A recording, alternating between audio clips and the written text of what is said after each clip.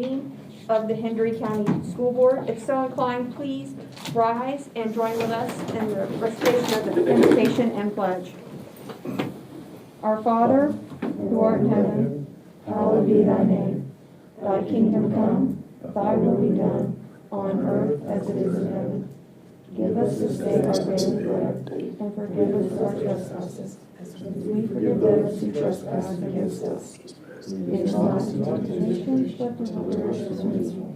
For thine is the kingdom, the power, and the glory forever. Amen. I pledge allegiance to the flag of the United States of America, and to the republic for which it stands, one nation, under God, indivisible, with liberty and justice for all.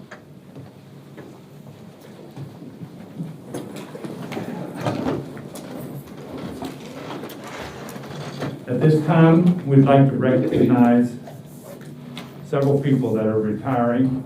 They're all from LaBelle. The first person, and I don't believe she's here, is Diane Johnson, with the Employment Specialist in Vocational Rehabilitation ESE Department for 14 years of service.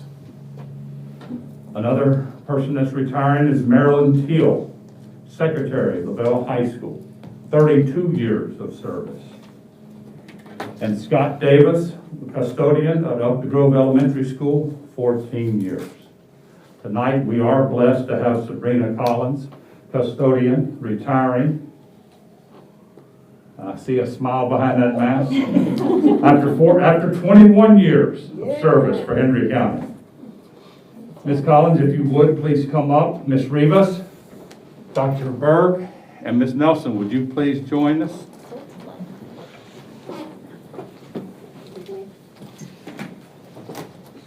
Thank you. It's hard to social distance when we do this. Would you like to do the honors? Well, sure.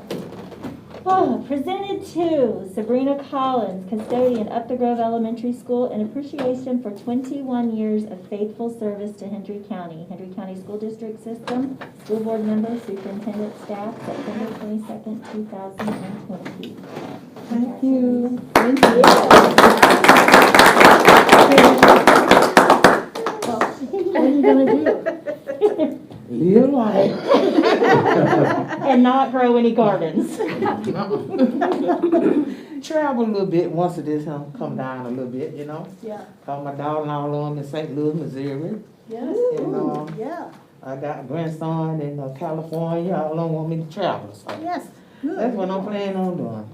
Fantastic. Enjoying life, and I thank God. And carry these with you. Well, thank you again. You were my partner in crime, so Yeah. I'm gonna miss y'all.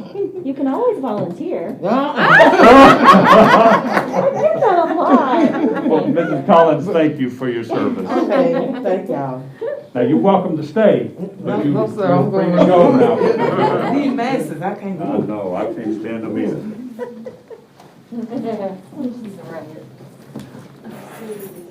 Now, those that were not here tonight will get their plaques to them.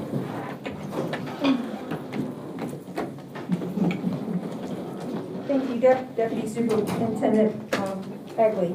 At this time, do we have any citizen comment on agenda items, Ms. Thompson? No. All right, is there anyone here who would like to make a citizen comment? Seeing no comments, I'm going to move forward to consent agenda. Are there any items on the consent agenda anybody on the board would like to have removed for discussion under action item?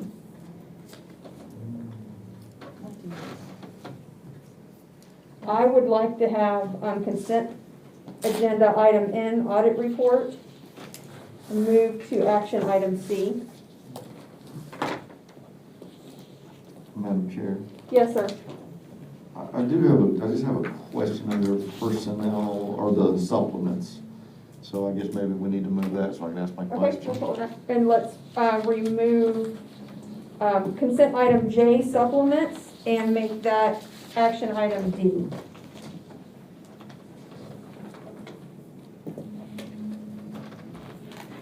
Dr. Egley, do I have a recommendation for the consent agenda minus items I and N? No, J. J and N, yes. Madam Chair, I ask the board's favorable consideration for the consent agenda items with the exception of item J and item N. So moved. Second. Do we have any discussion? All in favor? Aye. Any opposed? Consent agenda passes unanimously. Moving forward to action items, we have the 2020-21 Florida State Schools Assessment Reports. If you remember, these are the documents that were available in the superintendent's office and the sub-office. Because of the confidential nature of that, there won't be any discussion on that item. So, or public discussion. Do I have a recommendation, Dr. Egley? Madam Chair, I recommend approval of the 2020-2021 Florida Safe Schools Assessment Report. Okay, we have a recommendation. Do I have a motion? So moved. Second. Any non-discussion? All right, all in favor? Aye. Any opposed? Action item A passes unanimously. Action item B, the 2020-21 Uniform State Assessment Calendar.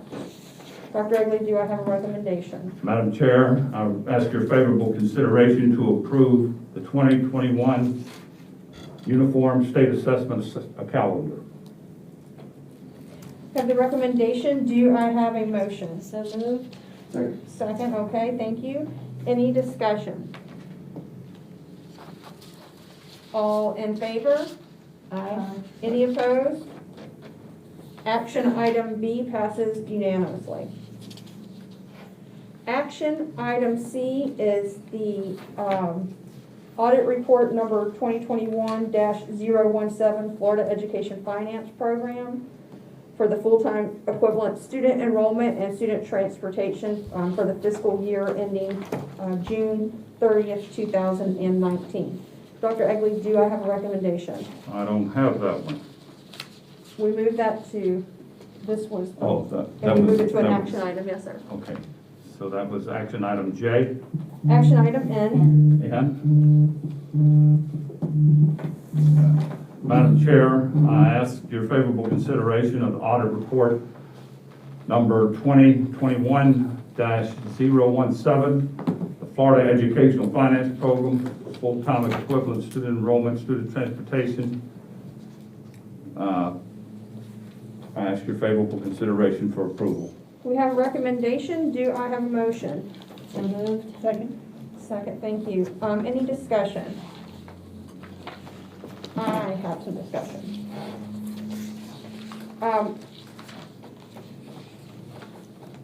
In reviewing this, you know, as the chairperson this year, I got to actually sit in and have the discussion with the auditors.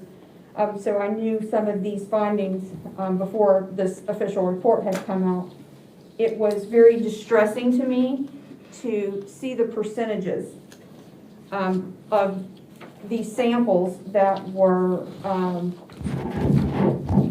that had exceptions. And what that means is when they're doing the audit, they're gonna pull sample files, they're gonna go through them, and if something doesn't jive, if it doesn't line up, if it's not in compliance, then that's considered an exception. And I just wanna say 42% of the ESOL files that were audited had exceptions on them. And that's, to me, is not acceptable. 32% of the ESE support audits had the exceptions on them. And when I go and I look at the explanations provided by the auditor, one that really struck me was IEPs not being valid and letting the IEPs run out. And I have, you know, kind of been very forceful about, you know, my thoughts on that. And I know this is, you know, backdated, but this is something that just, it can't happen. And I'm very concerned about 100% of our career education audits coming back with an exception. And it is to the best of my knowledge that, 100% having an exception, that's exceptional. And in not a good way. And I think that, I'm concerned in that situation because these were, I don't know why that was handled or reported that way, and I'm concerned that we have to keep a sharper eye on situations like that because of the influence of school grades and CTE acceleration points, and we want to make sure that our students, if they're getting certifications, that they are quality and that they are compliant, and that we are not having to, or not being asked to pay money back on our programs. So that's my 2 cents on that. I mean, I know it's an audit, it is what it is, but that was disturbing to me just to see of the samples, how many came back with exceptions and in those areas, and particularly because those areas serve are most vulnerable. So that's my 2 cents. Is there any further discussion on that? Okay, all in favor? Aye. Any opposed? The action item C passes unanimously. Action item D is 2020-21 supplements. Dr. Egley, do I have a recommendation? Madam Chair, I recommend your favorable approval of the 2020-21 supplements. So moved. All right, Second. thank you. Any further? You guys are on it tonight. Any discussion? Yes, Madam Chair. I'm just kind of curious. I noticed that we have an athletic director supplement. And please correct me if I'm mistaken. I thought we had athletic directors, or did we change titles for people? Does anybody know? We have athletic directors at the high school, to both high schools and both middle schools. Right, so I'm just kind of curious, if we have athletic directors, shouldn't we just incorporate what a supplement would be into their salary? Why are we going to pay them to do the athletic director job and then give them a supplement also? Historically, that's what most districts do, because some people are head football coaches and teach a class, but they're not the athletic director. Right. Oftentimes, an athletic director will hold another position and And that's not what be I'm a asking football right coach. there is, I was under the assumption, that's why I said, please correct me if I'm wrong, that we were actually paying an athletic director a set amount of money, and that was his title, his job. He wasn't anything else but the athletic director. So I'm not correct in that then. No. Okay, that's, But then that's- that understand, that's It's not understandable. uncommon for the athletic director to be the head football coach or the head basketball coach. Right, but it's also not uncommon for him to be a regular teacher then and Not at all. receive the Not at athletic all. director supplement. Okay. That's quite common. That's what I wanted to make sure, because if we were paying them, I'm just gonna throw a number out there, an $80,000 a year salary to be the athletic director, why are we gonna pay them another $4,000 a year supplement, is what, you understand what I'm getting at? But if we're not doing that, then we're good. All right, any further discussion? All in favor? Aye. Any opposed? Action item D passes unanimously. We're going to move forward to board member business. Board member business item A is policy, permission to advertise proposed revisions to policies, as well as add a new one. Dr. Egley, do I have a recommendation? Madam Chair, I recommend your favorable approval of the policies listed here and ask your favorable approval for these policies. For permission to advertise. That's what I'm sorry, permission to advertise these proposed policies. All right, thank you, Dr. Egley. Do I have a motion? So moved. Second. Do I have a second? Okay, thank you. Any discussion? All in favor? Aye. All right? Any opposed? Board member business item A passes unanimously. Beverly, are we going to be required to vote on teacher salary allocation, that's an action item. Is there a vote required on the discussion on the AFR? No, Okay. that was listed, because the superintendent at the last board meeting said it would be placed back on this agenda. All right. Okay, well, I guess just let's follow the agenda and move forward with the discussion on the AFR. Is there, anything from the dais anybody has on this? I have some stuff, but. Okay, so I apologize for not, being able to attend in person. Last meeting, being on the phone during a meeting leaves a lot to be desired for me. I like to be in the mix. What I was looking at, let me get out of board docs. Ms. Riccardi, when I am looking at the AFR on page 6, I'm looking at the bottom of page 6. I feel like when I compared this AFR to previous years, we have like a whole set of information, like a whole chart missing at the end of page 6. You can see it picks up on page 7, but I feel like I don't know if there's information missing there because it wasn't consistent with years past. Is that the one, that's in this packet? Because remember I told you when I presented it that there was a misprint in the original packet. So I distributed via. Right, I did not include one. Yeah, I was gonna say, oh my gosh. You don't have one in this packet. No. Oh, I'm sorry, I sent it to my boss. He had asked if there was something to be included in this packet, and I said, yes, this. He didn't forward it to me. Because you are correct, I'm gonna give you mine. I think this is what you're talking about. When it uploaded, it missed this particular Yes, set it of did. pages. So that's pretty, All right, did this go to Tallahassee? right, All right, okay. it went corrected to Tallahassee. All right, fantastic. You can have that one. All right, I'll keep this, I love it. I like paper copies.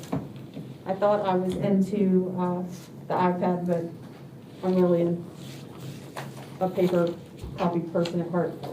On page of our budget book, of the official budget that we approved, I didn't bring that. you didn't have that? I didn't bring it. Oh, wait, there's one back, but go ahead. All right, well, if you want to come and see what I'm talking about, on page 9, we have encumbrances listed for $497,014. And on page 33 of the AFR,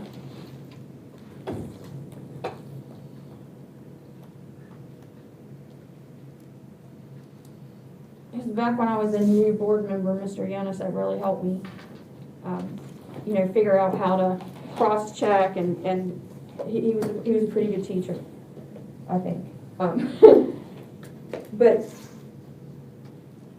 we're listening to encumbrances here in the budget book is 497,014, and then we're listing the same encumbrances as 598,836 in the AFR. So my question is, are they both wrong? Is one wrong? Which one's wrong? Because those numbers should be the same. Let me, I'll have to get back to you. That's a good question. I'm going to tell you the AFR is correct. The AFR is always correct because All right. the AFR is a direct download. So the AFR as submitted completely ties to the general ledger. So our budget would be The budget was probably printed before that. all right, well, if I can get clarification on I that, just because wrote that that down. is. I understand completely the question, and also I appreciate the input and the feedback, because when I was doing the part about encumbrances in there, I included, there's 2 different lines that I used for the page that you're looking at in the budget. And I believe I was reducing one and increasing the other, so my numbers in the budget may not be as accurate. Yeah, there's a discrepancy on those. about 101,000. All right, I will find it and get back to you on it. I can't do that now because it really, I've got spreadsheets that make up everything. So, you know, that create everything on the budget. So I'd have to go into those spreadsheets, that I did not bring those with me. But I will Okay. confirm. And then we have a similar For the situation. annual financial report, all those data, what we do completely is we take our general ledger, called the Apex General Ledger, and every number is taken off that and ticked and tied. So it is a very easy process For the for AFR. the AFR, right? When we were doing the budget, I'm thinking that we probably weren't complete yet. Because remember, some of the, we've been making payments or whatever, so that may have been why that was off. And on page 33 of the budget, official budget booklet, it lists in that middle column, the estimated fiscal year 1920, the reserve fund balance that was listed in the budget is $1,376,718. But if you look on page 8, which is the cross-reference in the AFR, 110,000 more? it's $1,706,735. So, you know, there's two other numbers that are supposed to align that aren't aligned. We have, okay, I'll tell you, I have a process by which the budget is prepared. The budget is prepared based on estimated actuals in that center column, and it's not audited until the data is complete. And that's when the that's when the annual financial report, so it's possible that some numbers were either, for example, I think I told you, and this changed everything. On the Friday before our hearing, my staff came to me and they said that they forgot to complete a transaction moving $110,000 of indirect cost from the 400 series funds, which is the federal funds. No, I'm sorry, from the food service funds to the general fund. Now, we agreed, I told you about that at the board meeting, I said that I have now taken that into consideration and I fixed, but that was completely not taken into consideration in the budget when you look at the estimated actual column, because that was done after the fact. Are you following me? So what we did was we found an error at the last minute. As we're going through doing our final ticks and ties, we're like, oh, somebody forgot to hit the go button. We had the data, we knew it was $110,000, we got to hit the go button. As soon as we hit the go button, it threw everything that I was working on out of balance. I worked all weekend to get the reports to you properly, the proper numbers, but that would make our general fund estimated actual in the budget off by $110,000. So does that?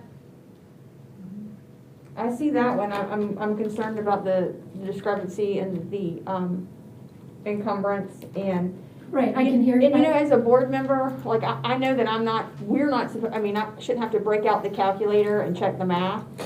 I'm And. sorry you feel that you had to, because again, I can explain, I will be able to Well, explain. when you're looking at, you're giving me two official documents that you're asking, having the superintendent ask us to approve.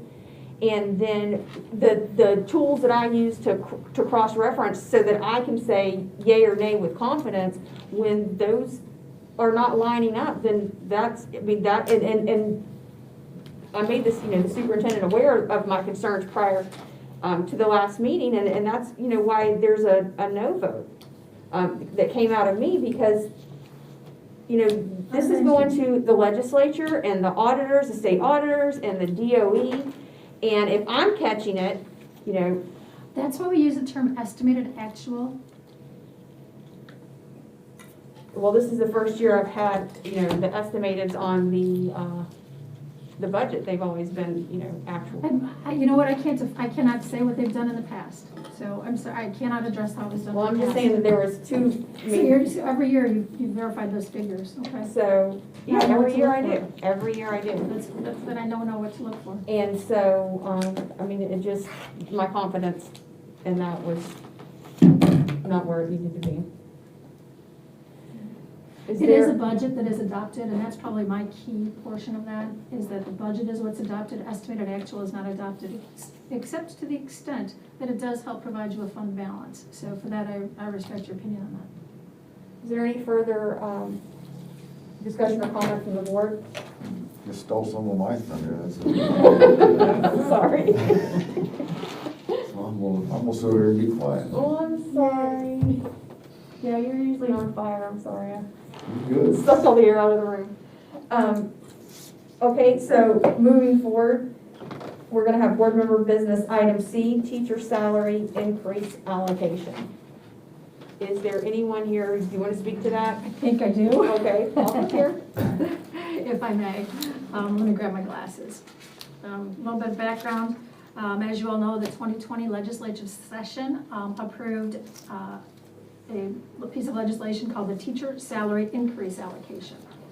The district was allocated out of that $1,458,632. Of that, 80% was to be spent towards raising the minimum pay towards the goal, well, basically as high as you can, as high as we could with that 80%. The remaining 20% was spent towards those teachers that didn't get anything out of the 80%.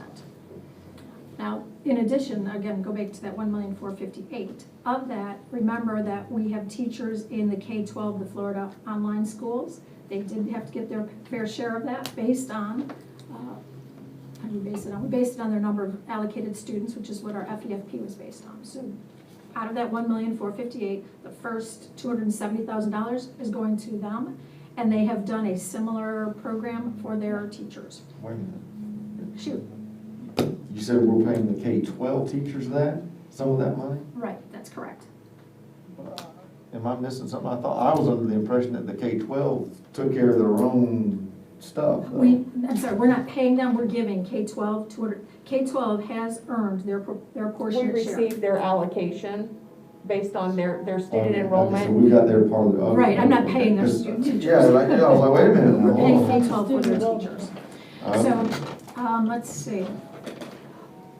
This was, once we got those two numbers, the 80% and the 20% of the $1,458,000 minus the $270,000, it was purely a mathematical calculation from my end. I was asked to say, what is the best we can do? And what you have in front of you is the best we can do, and that is that we're able to lift the minimum pay for teachers on the pay scale from $40,000 to $43,095. There is, as you can see, that affects pay grades up through 7. So we basically, all those get bumped up to the $43,095. Everything above that gets shared within the remaining 20%, and they get 2.1%. So that's what happens to the pay grades for each of those. When asked what was the best we could do, that spent almost every dime. I think there was like $17 left when I was all done. So that is, now, I don't know, I'm coming to you as kind of a neophyte on this because I don't know what the next step is. I know what the numbers are, I know how to fill out the forms, sort of, that the state's required. I've been working on those, assuming these numbers are valid. But I believe you still have a union that's, the education union that may have to approve these numbers after you. So this has not been like put through negotiation with? Oh, no, oh, no. All right. No, it would be my understanding that you all would be the first ones to know of this. And again, this is purely mathematical calculation. The algebra, or whatever you want to call it, was on a spreadsheet that anyone could do. I was under the impression that this had already cleared If so, I'm not aware of it. HCEA. Madam Chair, I do not deal with I have not had any interactions with the union. My presentation was simply, this is what we came up with. If anyone knows differently, and I'm not aware, I talked with Mr. Seeley today, and he was not aware that this had been talked about with them. All right. And so I want to make it clear because I know, just reading news titles across Florida and hearing feedback from our own teachers that it was, our veteran teachers is disappointing to veteran teachers. And I wanted it to clarify with those who may be watching from home that this was an allocation from the state.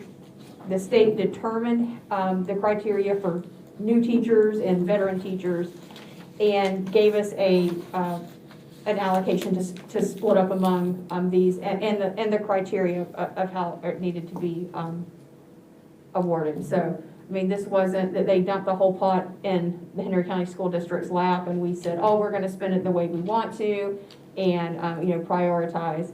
and that just wasn't the case. And so I wanted to make that clear to anybody who may be watching from home and concerned about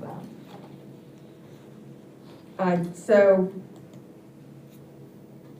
what else do you have for us? Anything else you want to add on the allocation?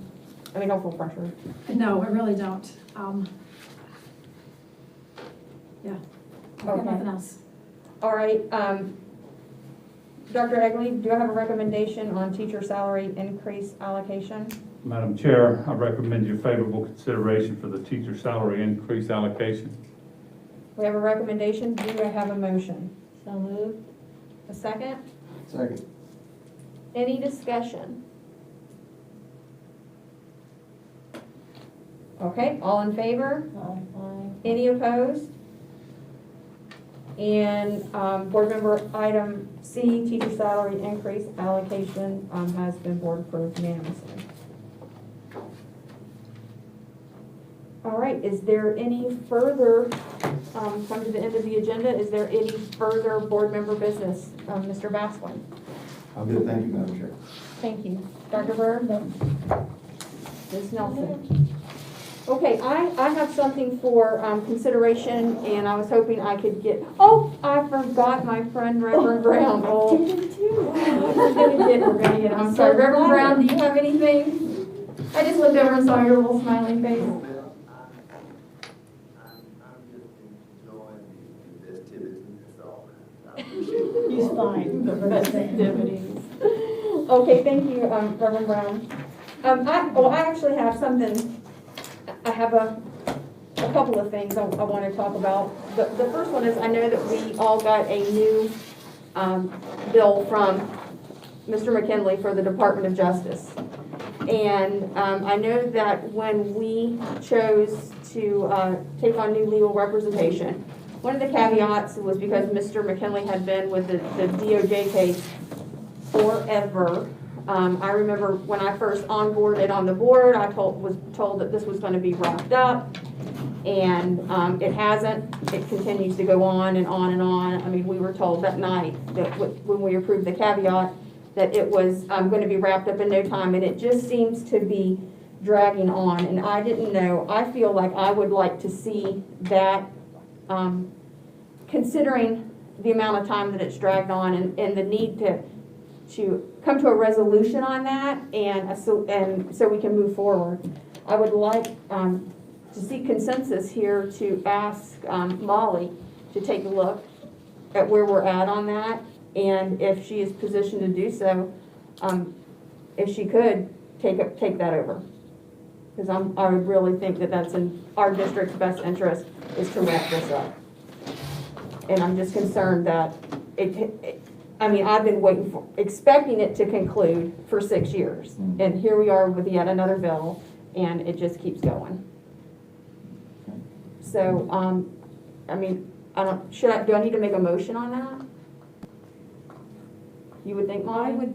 I would think so, because I believe when we made the transition that you voted to keep, there were two things that you voted for Mr. McKinley to keep. That's correct. One item has been resolved, and the other one has not. All right. Well, I would like to move to have Molly take a look at these files and give us input on whether she can or is willing to take that portion over. Do I have a second? I'll second. Do you have any discussion? Madam Chair? Yes, sir. Madam Council, what is your recommendation? What is your advice on this situation? Do I need to use this? Yes. Please. Okay. Can you hear me better? Yes. Thank you, Mr. Raskin. Thank you, Madam Chair and members of the board and Superintendent.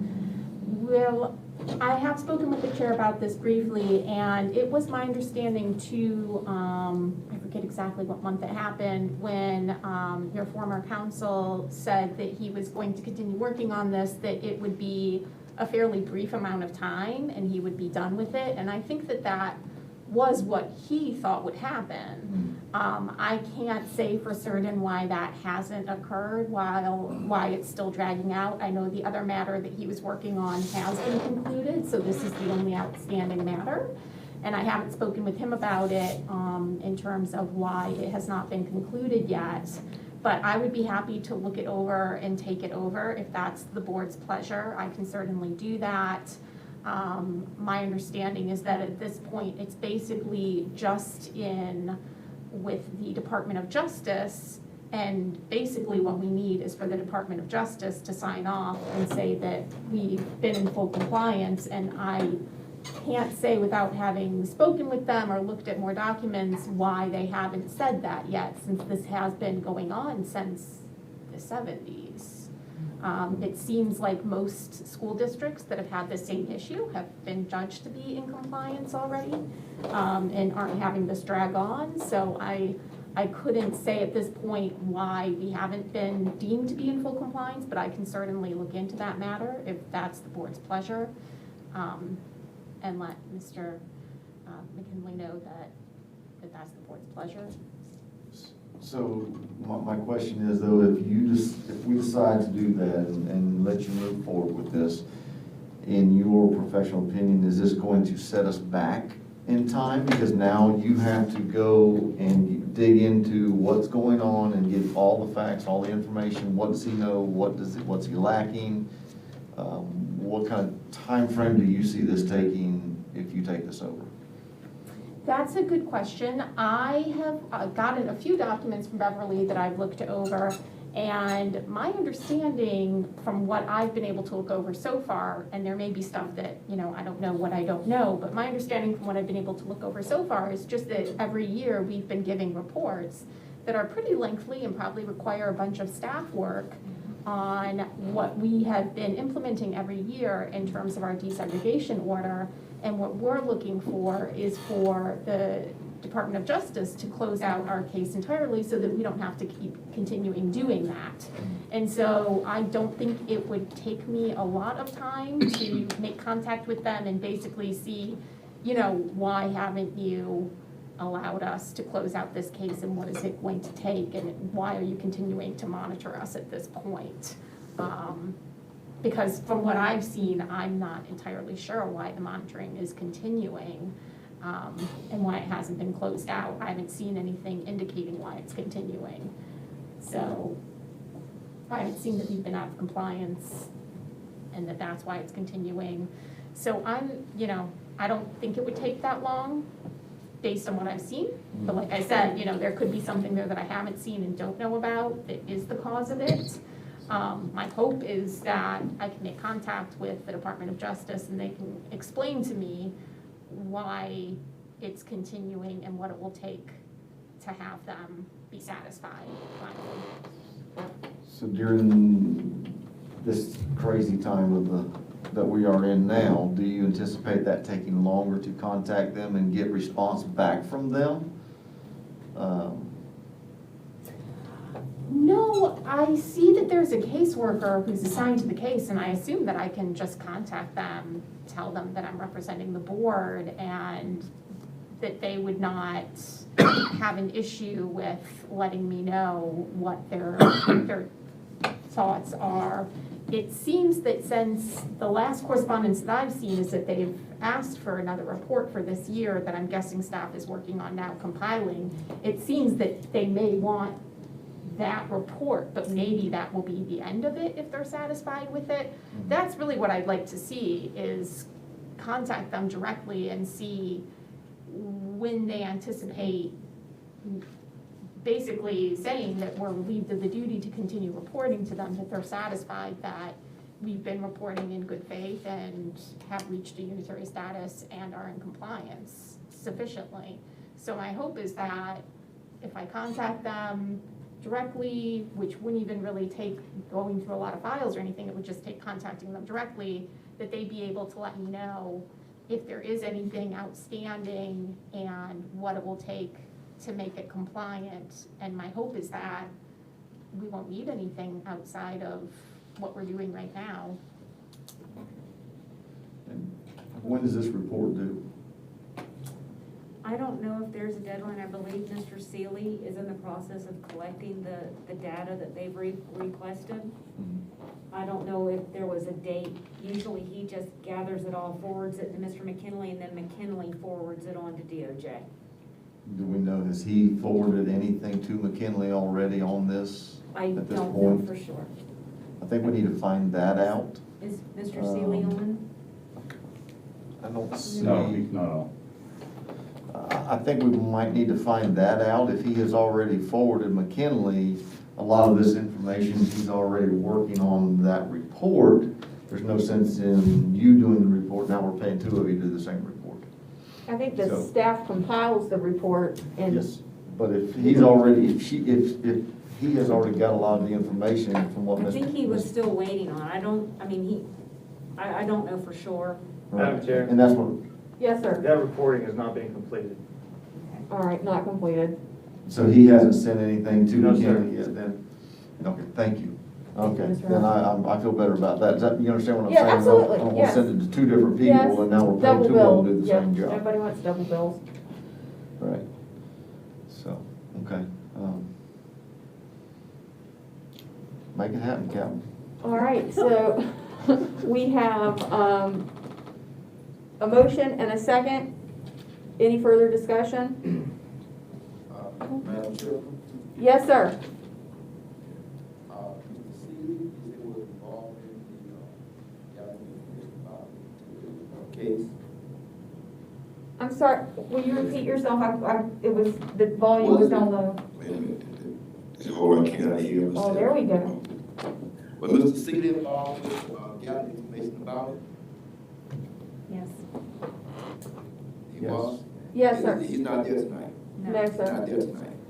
Is it possible to have him to come and to sort of bring us all up to speed so we can, 60 years, I don't think we really got no rush, but I would like him to come before us and say where we are, and then we're satisfied with that, we can change council, because it has been a long time with our particular county, so I would love to get it done. But we have Mr. Lee come and explain to us where he is with it, and then we can go from there. We have been having this case a long time, it's time to bring it to a close. I think Mr. Seeley, according to IT, is in the information compiling. Like, I think they've written and said, this is the information we want, and he's compiling that information, but he hasn't, there's nothing put together. He's gathering information. There's been nothing put together for submission yet. Oh, okay, well, okay, thank you. You're welcome. All right, is there any further board member discussion? All in favor? Aye. All right. Any opposed? Motion passes unanimously. And so whatever information that we need to get to Ms. Shattuck for her to make a determination on whether Stephen Spellman can help us reach our goals of finalizing this order would be appreciated. So who's going to contact McKinley to tell him to cease and desist?